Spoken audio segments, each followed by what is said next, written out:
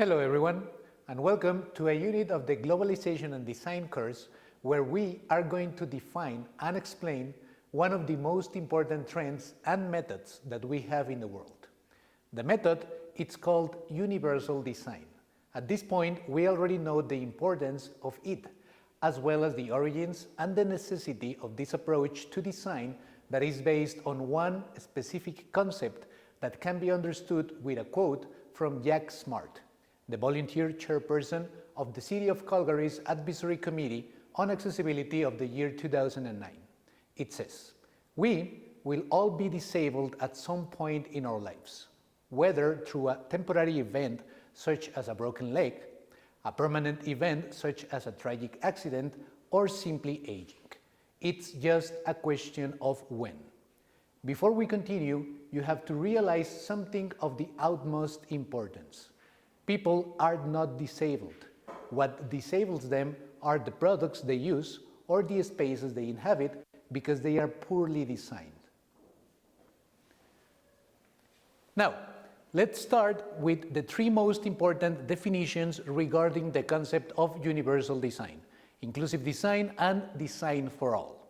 First, universal design.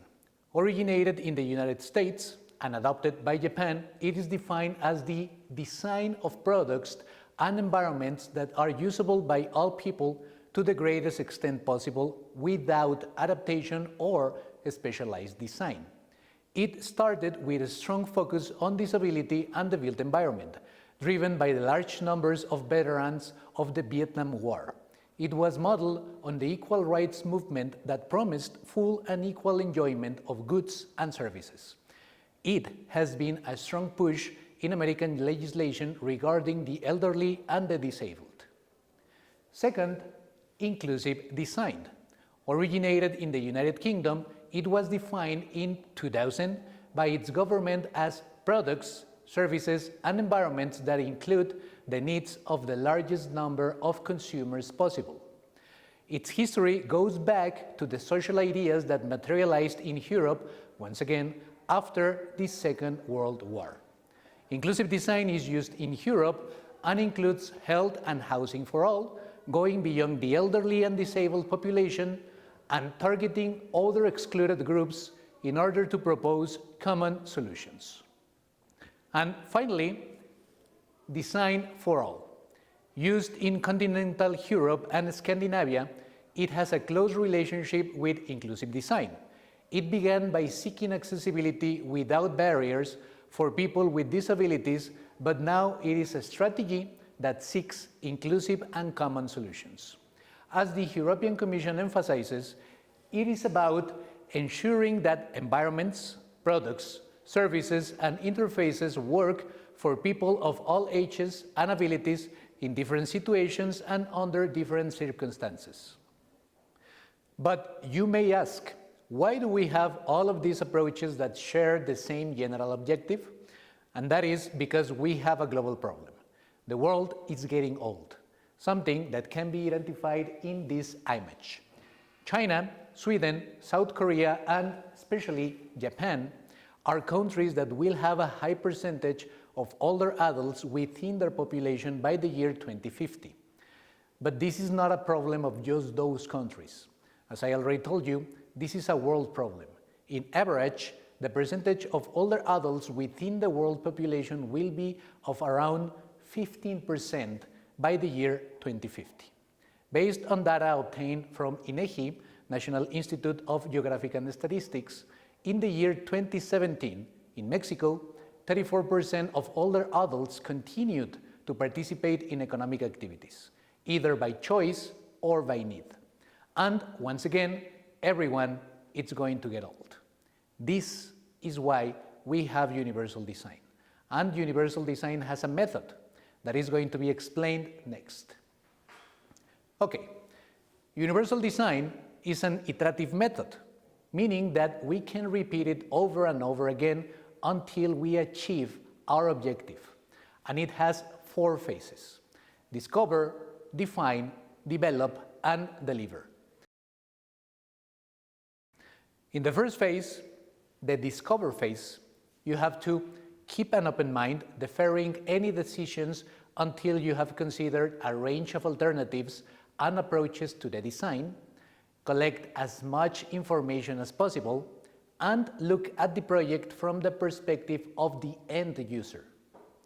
In the second phase, the definition phase, you must decide what you want the design to do, keep in mind the range of people that will use the design, and consider the outputs from the discover phase.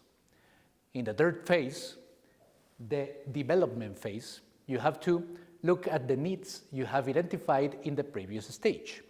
Make simple preliminary designs and ask people what they think. And finally, in the fourth phase, the delivery phase, the designers see if all works. They may get experts to look at their final designs, and they test the design through user testing and prototypes. If something doesn't work, you can go to an earlier phase and try again.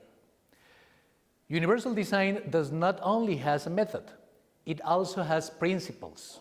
7 principles that can help you implement this method in anything you design, and we are going to explain them next.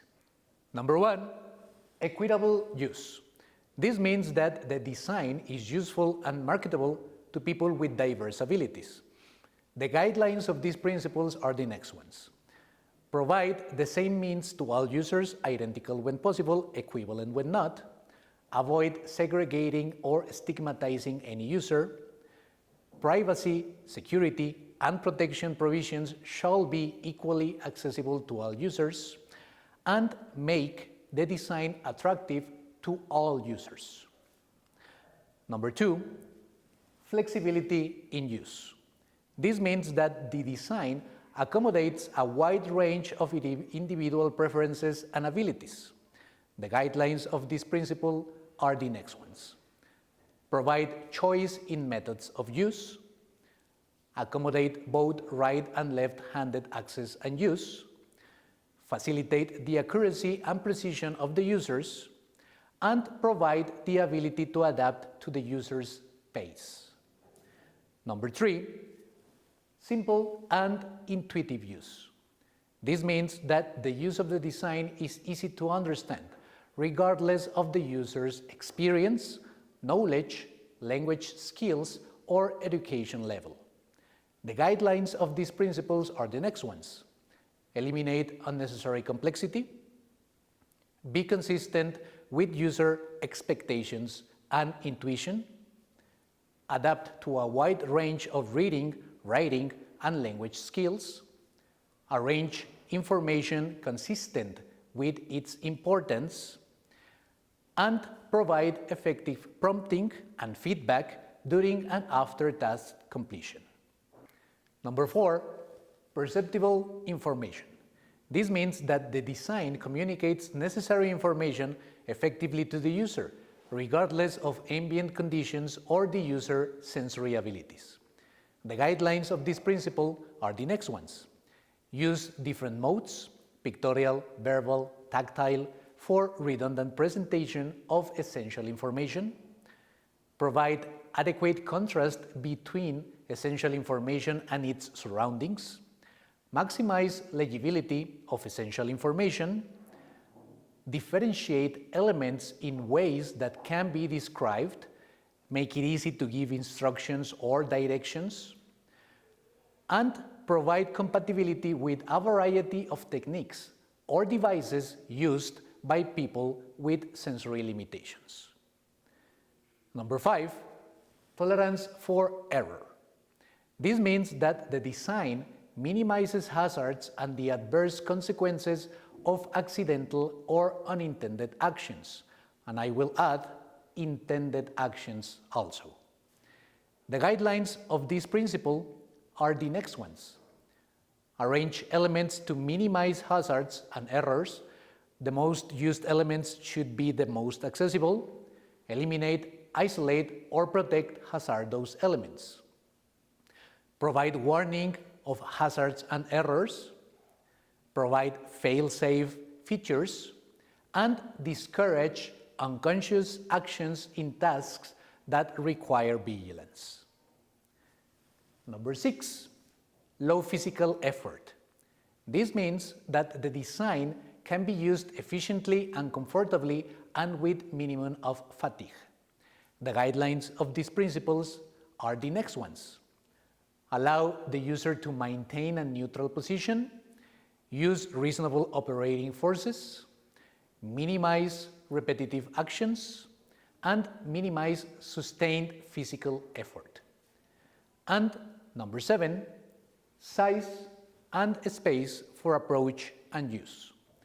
This means that the appropriate size and space is provided for approach, reach, manipulation, and use, regardless of users' body size, posture, or mobility. The guidelines of this principle are the next ones. Provide a clear line of sight to important elements for any seated or standing user. Make reach to all components comfortable for any seated or standing user. Accommodate variations in hand and grip size. And provide adequate space for the use of assistive devices or personal assistance. So, as you can see, one of the main characteristics of universal design is that apart from having a method, it also has principles. Principles that you can use either to apply them or to evaluate if something is accessible or not. In other words, if something can be regarded as a universal design or not. The importance of this method is now evident, and as we have seen in previous units, it's something that we need.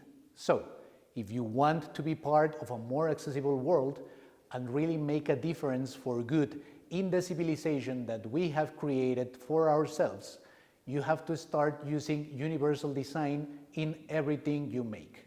Because, and this is important, if you design something today and you try to use it when you get old and can't, that means that it was never a good design. Always keep that in mind.